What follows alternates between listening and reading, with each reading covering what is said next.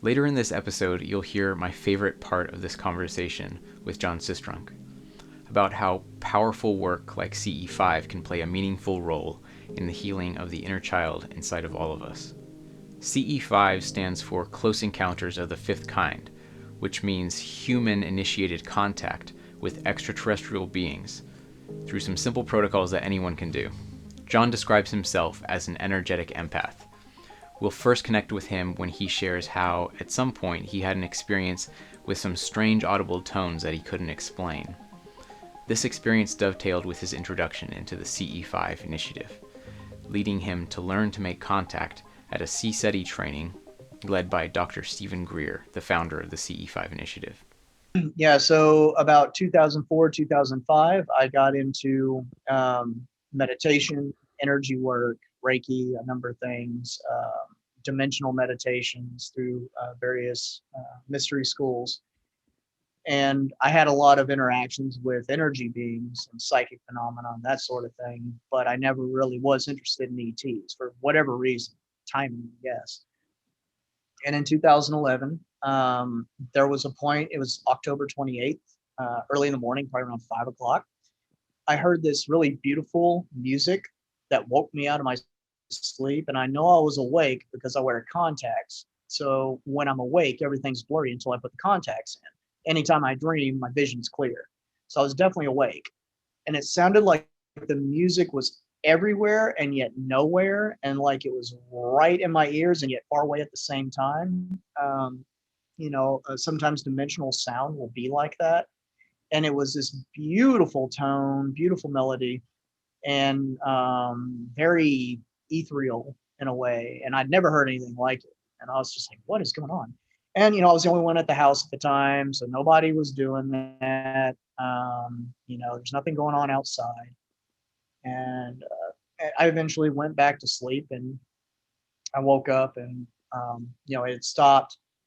And not long after that, a buddy of mine who is a practicing shaman, and he actually trained with the Don Alejandro in Mexico, who is the primary head of the Mayan shamanistic culture there. He said that it was his belief that that particular date, October 28, 2011, was the actual beginning of this transition that was supposed to start in the 2012 period. That was his belief.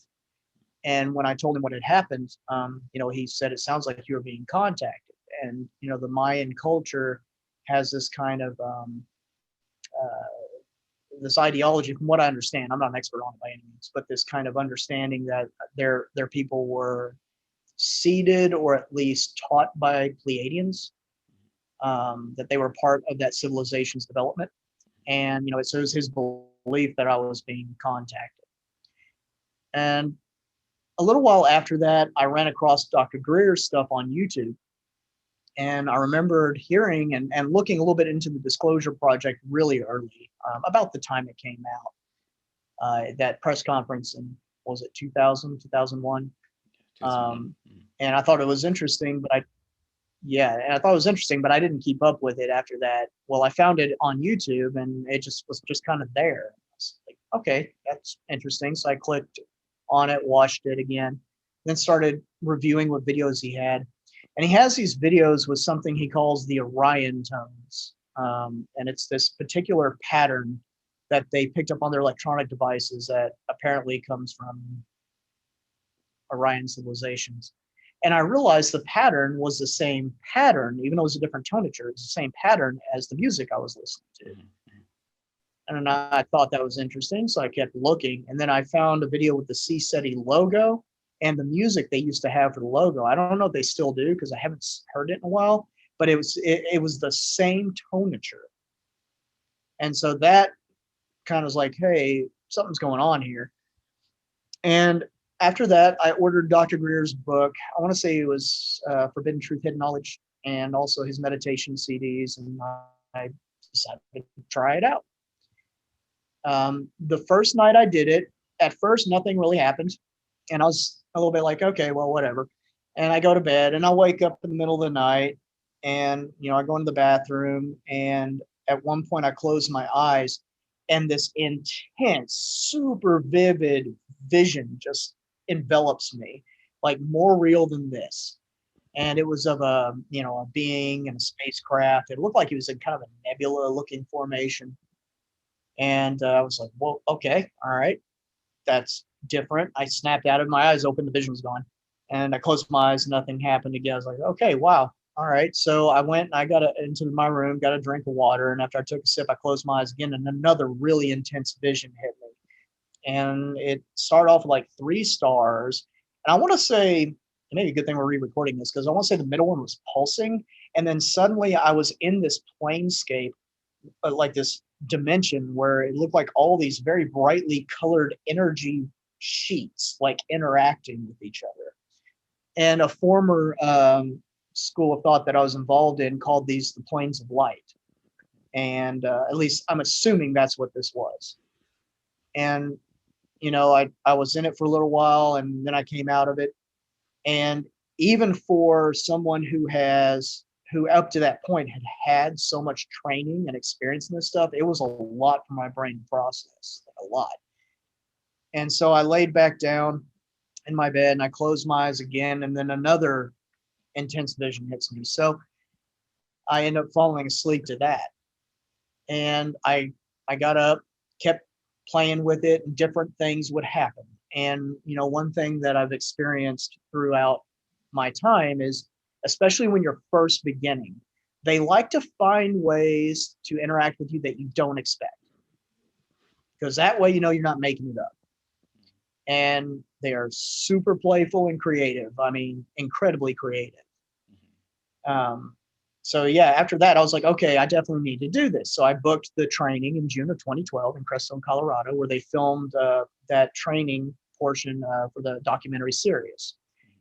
And before I left I want to say it was May 31st, I went out with some friends to a river there in the town I was in.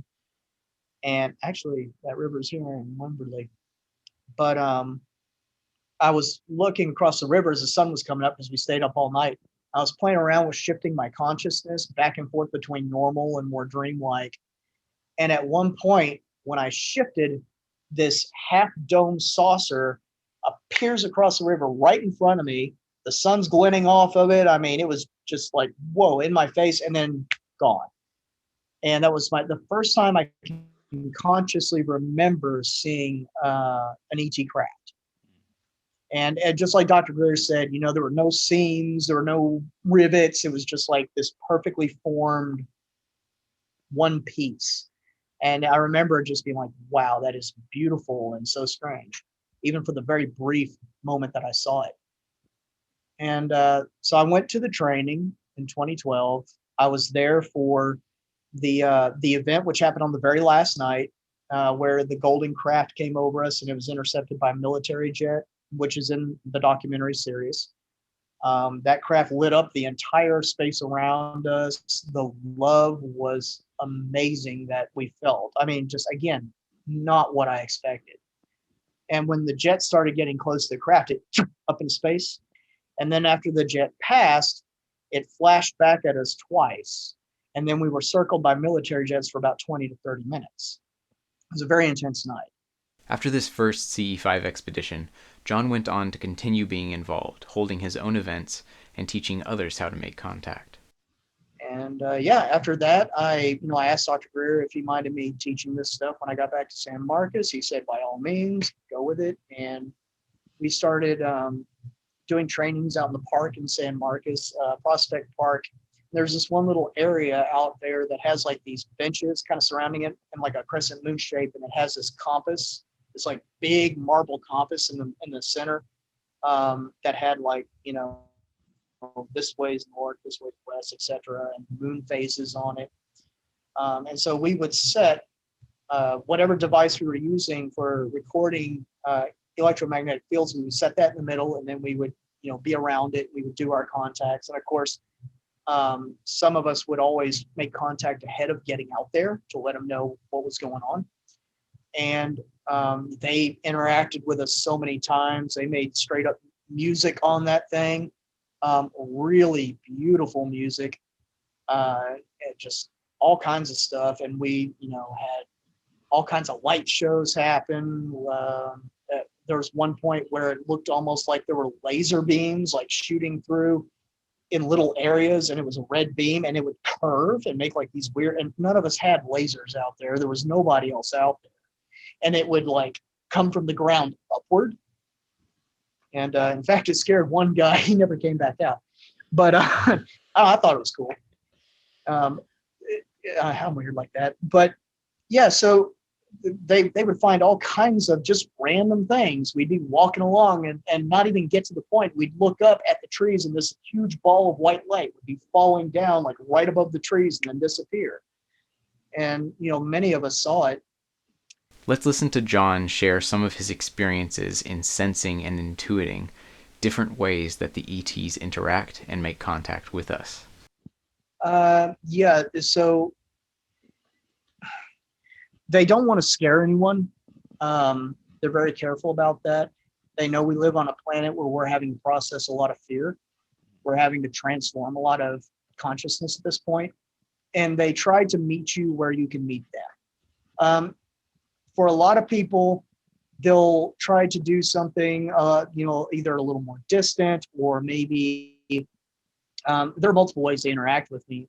Again, I'm very energy sensitive. I'm a very sensitive empath. So I can feel their energy. You know how you can feel someone's presence, even if you didn't consciously know they were there. You can kind of feel the field itself, especially if they really move close.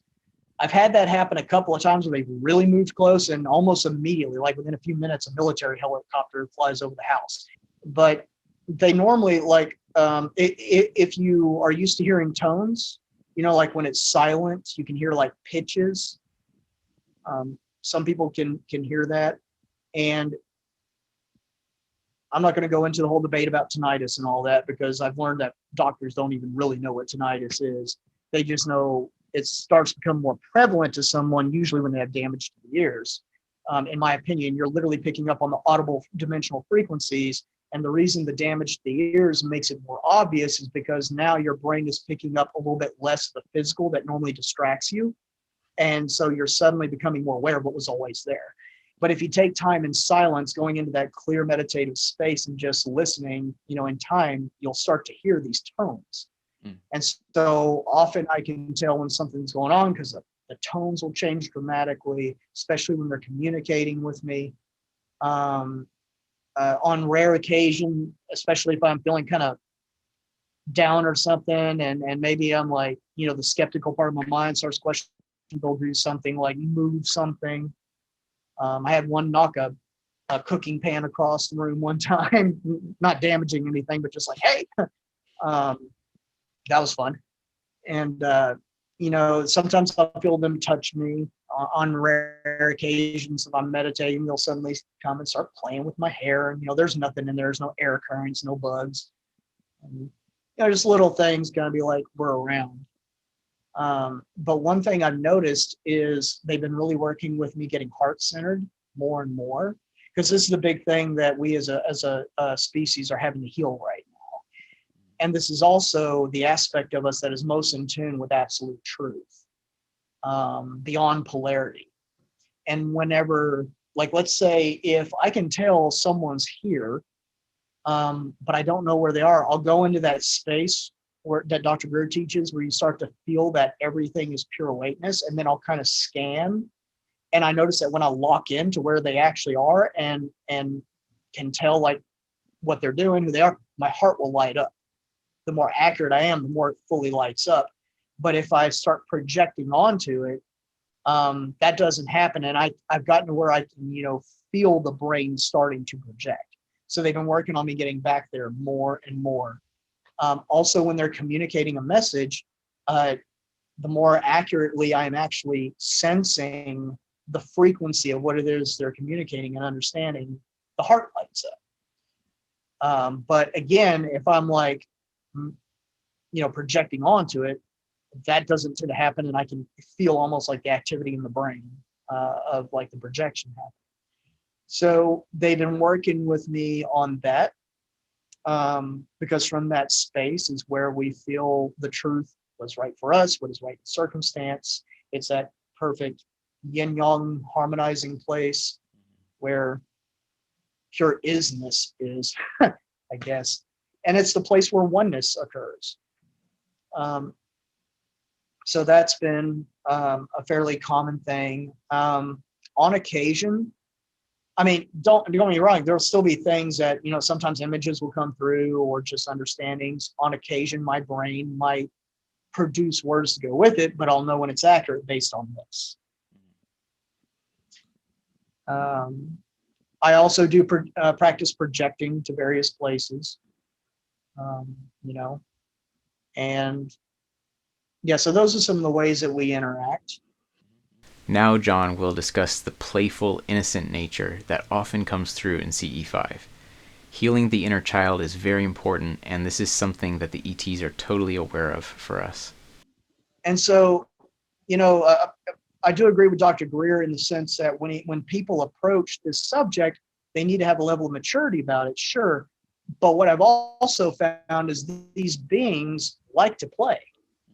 They, in a sense, they have like the ones I've interacted with, though, a lot of them have a very childlike nature in the sense of they're all about innocence, not meaning you've done everything right, done nothing wrong, not meaning you don't have your issues or whatever, but just innocence. This is who I am. You're who you are. We respect that. We communicate openly. We're open, honest about who we are, and we're seeing what we can create together that everybody can enjoy. Innocence. And so they're very much like that. They like to be playful. They like to be creative. They can be, I don't want to say serious in the way we normally think about it. They can be direct. They can be very focused. If something needs to get done, they can get it done, but they have a very magical nature about it. And, a lot of what they've been relating with me about this whole thing that's catching on now in the collective about healing the inner child, it's very important because that's where our authenticity and our innocence is. And that's where we, when we bridge the mature spiritual oneness aspect with that innocence, when those two come together, we're at the perfect place to co-create in a reality like we're talking about, and with beings like that. So yeah, beautiful. Do you have? I know you had some other things that you said earlier. Some great advice. So yeah, do you have some more advice for anybody who's just looking into this, just finding out about it?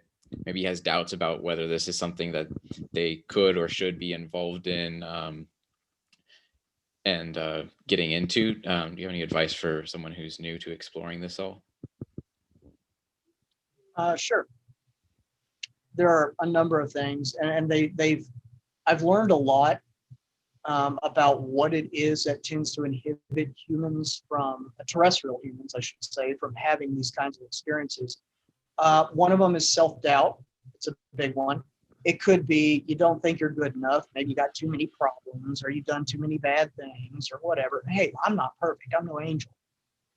But I have a heart for continuing to improve. I have a heart for finding out how to love and be loved. I have a heart for knowing what it's like to be in that space of perfect, divine, playful harmony. And we're all on a journey to get there. So you don't have to be anyone special. You don't have to be a guru. You don't have to be some, dimensional or psychic savant. All you have to do is have a heart for it, genuineness, authenticity about it.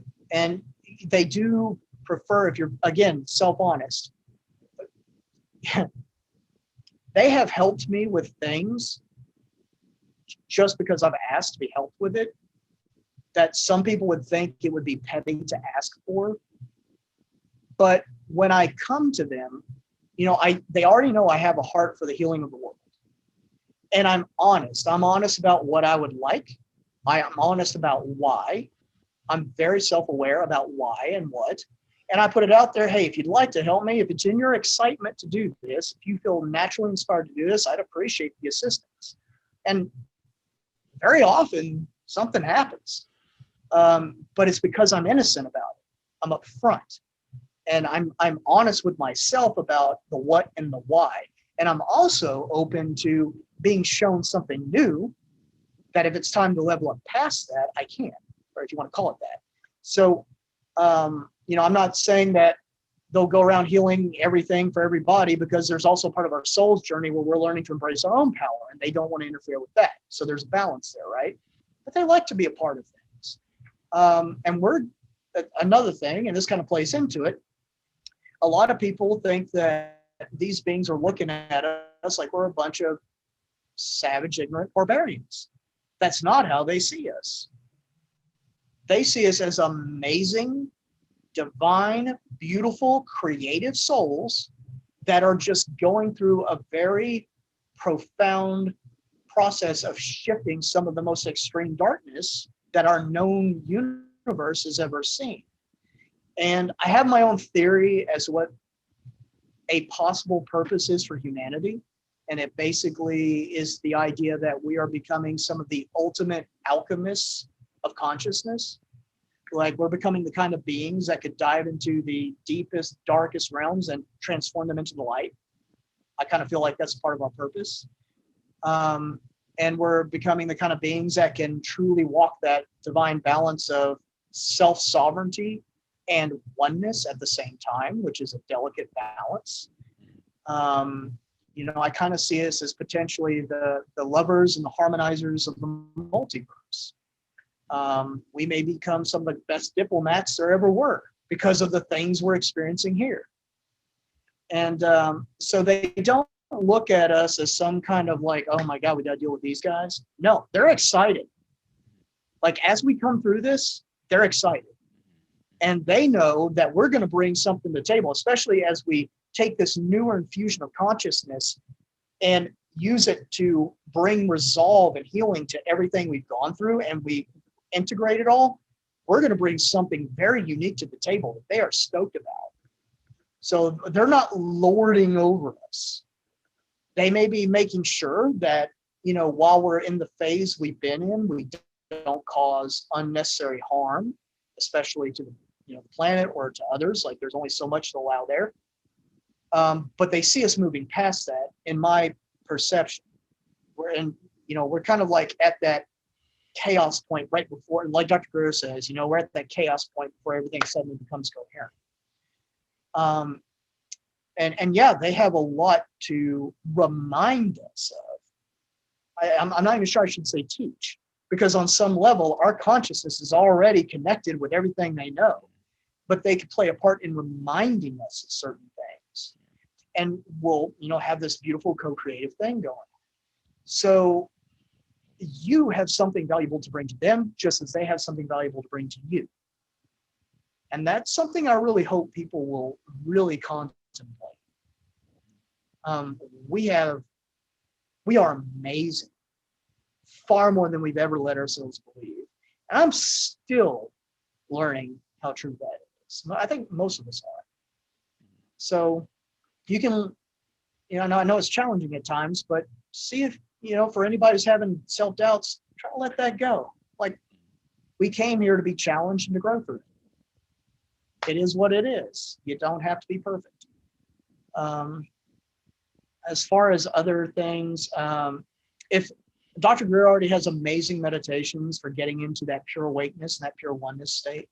But to be fair, I had a lot of meditation training before I ever did his stuff. If there was one thing I would recommend people do to help them get into that state more easily, I'm a fan of Dr. Joe Dispenza. He has a meditation called the Generous Present Moment, which takes you into that pure field of infinite oneness. It's amazing. It's beautiful. The results people get just from that alone are phenomenal. And I like to encourage people, if they're not used to this kind of thing, to use that method as a way to start the process and then bridge into Dr. Greer's meditation. And practice sensing energy as best you can. And practice sensing energy so that you can get better at communicating on these levels. Because until space is de-weaponized, they have to be very, very careful about physically presenting themselves to us. Basically, the likely benefit has to outweigh the likely risk. It has to be safe for everyone, and the benefit needs to be worth it. So let's say if you have a group of people And maybe there's one or two in there that can make a huge impact. But in order to do it, they need to see something that they absolutely cannot deny or experience something like that.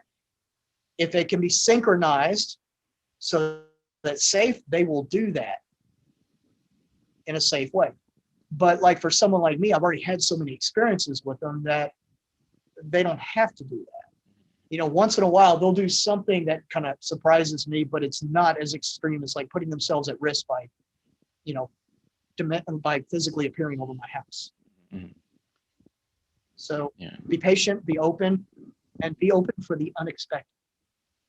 There are a lot of people out there who may be concerned because, you know, we live on a third density reality that's, as far as I'm concerned, shifting into fourth density. We've been stuck in a very polarized experience.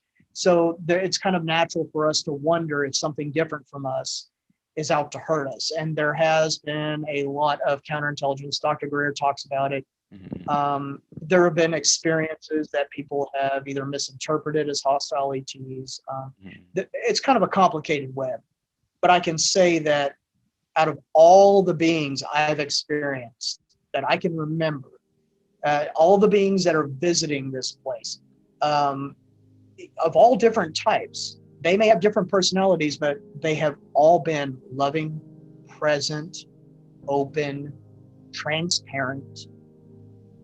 I have never yet run across a single one that has given me a reason to feel uncomfortable. And I'm pretty good about picking up on that, at least from people. So that's all I can offer. But I hope that encourages people to consider the possibility that when you get that developed, the way you perceive reality makes it pretty much impossible to be malevolent when you really understand what that's like. Thanks for being here. I'm Andre Cardoso, the host of the show, and I've had these most recent episodes in waiting for some time now, so I'm so happy to finally get them out to you. I wanted to remind you that in June 2023, you should check out Dr. Stephen Greer's Historic Disclosure Conference, a new National Press Club event happening in Washington, D.C. and streaming online. That weekend will include the premiere of the new documentary film, The Lost Century, all about breakthrough zero-point energy technologies, their suppression, and their potential. That's happening from the 10th through the 12th of June, and more information is available at the links in the show notes. And for even more episodes and resources to help you along your own CE5 journey, check out those links in the show notes and head to ce5podcast.com. Thank you again, and I'll see you in the next one. Peace and love.